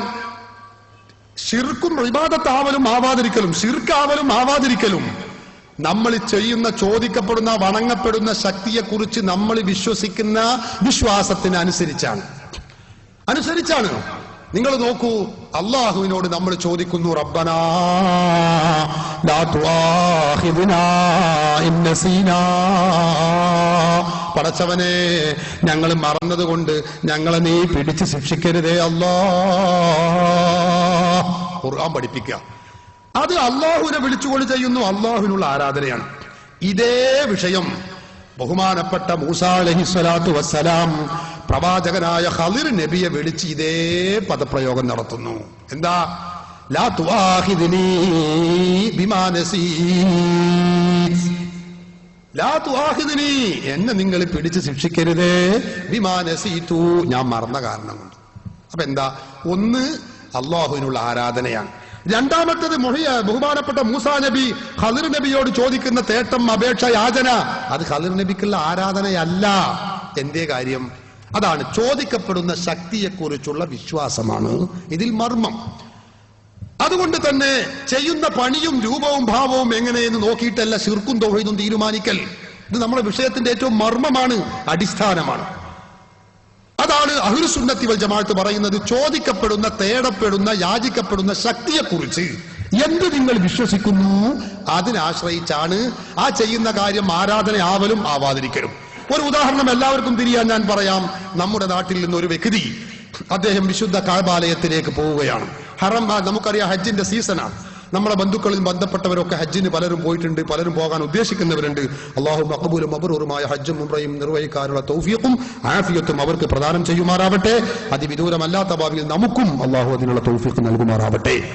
നമ്മുടെ നാട്ടിൽ നിന്നൊരു സഹോദരൻ പോകുന്നു, വിശുദ്ധ കഅബാലയത്തിലെത്തുന്നു, അല്ലേ? കഅബാലയത്തിലെത്തി അവിടെ ചെയ്യേണ്ടുന്ന പ്രഥമ പരിപാടി എന്താ? നമുക്കറിയാം. തഹിയ്യത്ത് നിസ്കാരമല്ല, അവിടെ തവാഫ് ചെയ്യണം. എങ്ങനെയാണ്, എന്താണ് അവിടെ നടത്തുന്ന തവാഫ്? അവിടെ മക്കയില് ഒരു കല്ലുകൊണ്ട് നിർമ്മിച്ച ഒരു ബിൽഡിംഗ് ഉണ്ട്. അതാണല്ലോ കഅബ എന്ന് പറയുന്നത്. ആ കല്ലുകൊണ്ട് നിർമ്മിച്ച ബിൽഡിങ്ങിനെ ഇങ്ങനെ ചുറ്റിയാണ്, അല്ലെ, 7 ചുറ്റുന്നു. ഈ ചുറ്റ് മുസ്ലിങ്ങളെ സംബന്ധിച്ചിടത്തോളം ചിലപ്പോൾ ഫർളാണ്, സുന്നത്താണ്, അനിവാര്യമാണ്. അത് തൗഹീദാണ്, ശുദ്ധമായ ഇബാദത്താണ്, അല്ലേ, നമുക്കറിയാം. എന്നാൽ നമ്മുടെ നാട്ടിൽ നിന്ന് ഒരു സഹോദരൻ മറ്റൊരു സഹോദരൻ ഗുരുവായൂർ അമ്പലത്തിൽ പോകുന്നു, അല്ലെങ്കിൽ ശബരിമലയിൽ പോകുന്നു, ഒരു അമുസ്ലിം സഹോദരൻ പോകുന്നു. എന്നിട്ടോ അദ്ദേഹം അവിടെയുണ്ട്, കല്ലുകൊണ്ട് നിർമ്മിച്ച ഒരു ബിൽഡിംഗ് തന്നെയാണ് അവിടെയുള്ളത്. അതിന് അമ്പലം എന്നാണ് അവർ പേര് പറയുന്നത്. ആ അമ്പലം എന്ന കല്ലുകൊണ്ട് നിർമ്മിച്ച ബിൽഡിങ്ങിനെ അവരിങ്ങനെ വലം വെക്കുകയാണ്, അല്ലെ, അവരിങ്ങനെ പ്രദക്ഷിണം ചെയ്യുന്നു. ക്ഷേത്ര പ്രദക്ഷിണം എന്നാണ് അതിന് പേര് പറയുന്നത്, അല്ലെ. രൂപഭാവം നോക്കുമ്പോ രണ്ടും ഒരുപോലെ. ഒരു കല്ല് കൊണ്ട് നിർമ്മിച്ച ഒരു ബിൽഡിങ്ങിനെ ഇയാൾ ഇങ്ങനെ വലം വെക്കുന്നു, മറ്റേയാൾ അവിടെ പോയിട്ട് അതിനും വലം വെക്കുന്നു. ഒന്ന് തൗഹീദ്, ഒന്ന് ശിർക്ക്. ഒന്ന് ഇബാദത്ത്, മറ്റൊന്ന് ഇസ്ലാം കഠിനമായി വിലക്കിയ കുഫറും ശിർക്കും. എന്തേ കാര്യം? രൂപഭാവങ്ങൾ ഒന്നാകാത്തത് കൊണ്ടാണോ? അല്ല. ഈ കഅബയെ പ്രദക്ഷിണം ചെയ്യുന്നവന്റെ മനസ്സിലുള്ള വിശ്വാസമല്ല അമ്പലത്തിനെ പ്രദക്ഷിണം ചെയ്യുന്നവന്റെ മനസ്സിലുള്ള വിശ്വാസം. നമുക്കറിയില്ലേ ഇത്? ഇതാണ് സഹോദരന്മാരെ ഞാൻ ഈ പറഞ്ഞതിന്റെ ചുരുക്കം. അൽമനാർ പറയുന്നു കണ്ടോ. അപ്പോൾ അങ്ങേയറ്റത്തെ അനുസരണവും താഴ്മയും അടിമത്തവും ഒക്കെ തന്നെയും ഇബാദത്തും തൗഹീദിന് വിരുദ്ധവുമായി തീരണമെങ്കിൽ അതിന്റെ പിന്നിൽ ദിവ്യത്വ സങ്കല്പവും, നോക്ക് നിങ്ങൾ, ദിവ്യത്വ സങ്കല്പവും തദനുസരണമുള്ള വിശ്വാസവും കൂടി ഉണ്ടായിരിക്കണമെന്ന് വരുന്നു. ഖുർആൻ വ്യാഖ്യാതാക്കൾ മുഴുവനും പല ശൈലികളിൽ ഇത് ഒരു നിബന്ധനയായി അംഗീകരിച്ചത് കാണാം. ഇത് മുജാഹിദ് പറയാം. അപ്പോ ഒരു പ്രവർത്തനം, ആരാധന, വിനയം, അത് ഏത് ശക്തിയോടാണോ ചോദിക്കുന്നത് ആ ശക്തിക്കുള്ള ആരാധനയാവണമെങ്കിൽ ദിവ്യത്വ സങ്കല്പം, ദിവ്യത്വം കൽപ്പിക്കണം. ദൈവമാണെന്നോ, ദൈവാവതാരമാണെന്നോ, ദൈവപുത്രനാണെന്നോ, ദൈവത്തിന്റെ തനതായ ഗുണവിശേഷണങ്ങൾ ഉണ്ടെന്നോ വിശ്വസിക്കുമ്പോഴേ അത് ശിർക്കാവൂ, ആരാധനയാവൂ എന്ന് മുസ്ലിം ലോകത്ത് എല്ലാവരും പറയുന്നു. മുജാഹിദുകളും അത് അംഗീകരിക്കുന്നു. ഇനി ഞാൻ ചോദിക്കട്ടെ സഹോദരങ്ങളെ, നമ്മൾ മമ്പുറം മക്കാമിൽ, ഇവിടെ പറഞ്ഞത് കാര്യമായിട്ടതാണ്, മമ്പുറം മക്കാമിലും അജ്മീറിലും നാഗൂരിലും മുത്തപ്പിട്ടയിലും അതുപോലെ തന്നെ കോയപ്പാപ്പാന്റെ അവിടെയുമൊക്കെ പോയിട്ട് അവിടെ പ്രാർത്ഥിക്കുന്നു, അള്ളാഹു അല്ലാതെ വിളിച്ചു പ്രാർത്ഥിക്കുന്നു എന്നാ പറഞ്ഞത്. ഇവിടെയാണ് നമ്മൾ മനസ്സിലാക്കേണ്ടത്. നമ്മൾ മഹാന്മാക്കളെ വിളിക്കുന്നത്, ഹബീബ് മുഹമ്മദ് റസൂലുള്ളാഹി സ്വല്ലല്ലാഹു അലൈഹി വസല്ലം തങ്ങളെ വിളിക്കുന്നത്, ഔലിയാക്കളെ വിളിക്കുന്നത്, അത് അവർക്കുള്ള ആരാധനയല്ല. എന്തുകൊണ്ട് ആരാധനയല്ല? അവരെ നമ്മൾ റസൂലുള്ളാഹി തങ്ങളെ വിളിക്കുമ്പോ അള്ളാഹുവിന്റെ റസൂല് ദൈവമാണെന്നോ, ദൈവപുത്രനാണെന്നോ, ദൈവാവതാരമാണെന്നോ വിശ്വസിച്ചുകൊണ്ടല്ല മുസ്ലിമീങ്ങൾ വിളിക്കുന്നത്. യാ ഗൗസു യാ മുഹയ്യദ്ദീൻ അബ്ദുൽ ഖാദിർ ജീലാനി എന്ന് വിളിക്കുന്നത് മുഹയ്യദ്ദീൻ ശൈഖ് റളിയല്ലാഹു അൻഹു അള്ളാഹുവിനെ പോലെ ദൈവമാണെന്നോ, ദൈവ അവതാരമാണെന്നോ, ദൈവത്തിന്റെ പുത്രനാണെന്നോ വിശ്വസിച്ചുകൊണ്ടല്ല. അങ്ങനെയാകുമ്പോഴാണ് അത് തൗഹീദിന് നിരക്കാത്തതാകുന്നത് എന്ന് അൽമനാർ പറയുന്നു, വിചിന്തനം പറയുന്നു, ഖുർആൻ പണ്ഡിതന്മാർ മുഴുവനും പറയുന്നു. അതുകൊണ്ടാണ് ഞങ്ങൾ പറയുന്നത്, ഞങ്ങൾ മമ്പുറത്ത് പോയി ദ്വാരക്കുന്നു, അള്ളാഹുവിനോട് ദ്വാരക്കുന്നുണ്ട്. ഞങ്ങൾ അജ്മീറിൽ പോയി ദ്വാരക്കുന്നു, ശരിയാണ്. ഞങ്ങൾ അവിടെ ആരാധിക്കുകയല്ല. അവിടെ മമ്പുറം തങ്ങൾക്ക് അല്ലെങ്കിൽ അജ്മീരിലുള്ള മുഈനുദ്ദീൻ ചിശ്തി റളിയല്ലാഹു അൻഹുവിനെയും ആരാധിക്കുകയല്ല. ആരാധനയാവണമെങ്കിൽ അൽമനാർ പഠിപ്പിച്ചതുപോലെ ദിവ്യത്വം സങ്കല്പിക്കണം. ഞങ്ങൾ അവർ ദൈവമാണെന്ന് കരുതുന്നില്ല, ദൈവാവതാരമാണെന്ന് കരുതുന്നില്ല, ദൈവത്തിന്റെ പുത്രനാണെന്ന് കരുതുന്നില്ല. അതുകൊണ്ട് ഞങ്ങൾ ചോദിക്കുന്ന ചോദ്യം, ഞങ്ങൾ അപേക്ഷിക്കുന്ന സഹായം, തേട്ടം, അതൊരിക്കലും ശിർക്കല്ല, ഇബാദത്തല്ല. പിന്നെയോ അവർ അള്ളാഹുവിന്റെ അടിമകളാണ്, റസൂലാണ്, അല്ലെങ്കിൽ വലിയാണ് എന്ന് വിശ്വസിച്ചുകൊണ്ടാണ് മഹാത്മാക്കളോട് ഞങ്ങൾ സഹായം ചോദിക്കുന്നത്. അതൊരിക്കലും ശിർക്കിന്റെ പട്ടികയിൽ സഹോദരന്മാരെ അതൊരിക്കലും വരികയില്ല എന്ന് ഇമാം റാസി റഹിമഹുല്ല പറഞ്ഞിട്ടുണ്ട് എന്ന് പറഞ്ഞിട്ട് മൗലവി വായിക്കുകയാണ്. എന്താ അതിൽ പറയുന്നത്? കുഫറിന്റെ ശിർക്കിന്റെ തുല്യമായ നളീറായ ഒരു മസലയാണ്.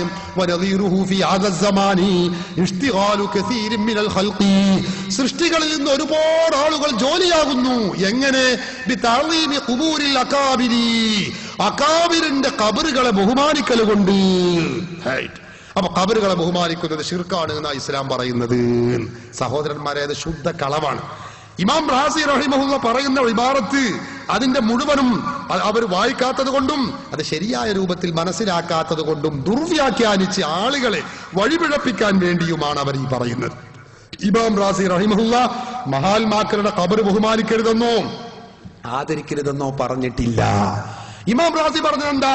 ഞാൻ നേരത്തെ പറഞ്ഞുവല്ലോ, ആ ബഹുമാനപ്പെട്ട ഇമാം റാസി തന്റെ തഫ്സീറുൽ കബീറിൽ പറയുന്നത് ഈ മഹാത്മാക്കളുടെ അകാബിറുകളുടെ ഖബറുകളെ തഅലീം ചെയ്ത് ആരാധനയുടെ പരിധി വരുന്ന, അതുവഴി ഇബാദത്താകുന്ന, ശിർക്കാകുന്ന ഒരു വിഭാഗം ആളുകൾ ലോകത്തുണ്ട്. അതേ പറഞ്ഞിട്ടുള്ളൂ. ഇസ്തിഗാലു കസീരിൻ മിനൽ ഖൽഖി, സൃഷ്ടികളിൽ നിന്ന് കുറെ ആൾക്കാർ ഇങ്ങനെ ചെയ്യുന്നുണ്ട്. അത് സുന്നികളാണ്, സുന്നികൾ ചെയ്യുന്ന മഖാമിലുള്ള സിയാറത്താണ് എന്ന് അതാര് പറഞ്ഞതാണ്? അത് മുജാഹിദ് മൗലവിയുടെ മാത്രം ദുർവ്യാഖ്യാനമാണ്.